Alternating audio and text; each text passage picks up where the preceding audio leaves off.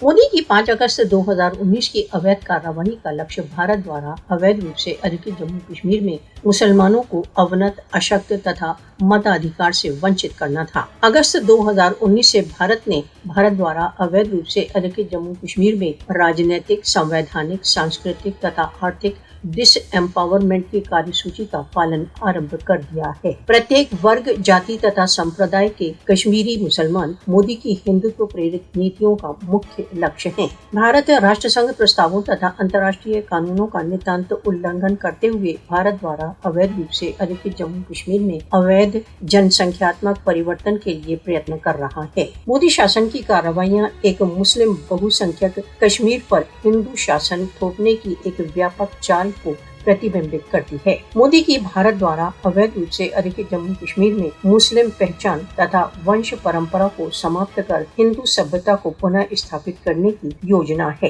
अंतर्राष्ट्रीय समुदाय को हस्तक्षेप करना चाहिए तथा भारत द्वारा अवैध रूप से अधिकृत जम्मू कश्मीर में जघन्य षड्यंत्रों के लिए उत्तरदायी ठहराना चाहिए। दमन के बावजूद सहनशील कश्मीरी मोदी की जघन्य कार्यसूची को नष्ट करने के अपने संघर्ष में दृढ़ हैं।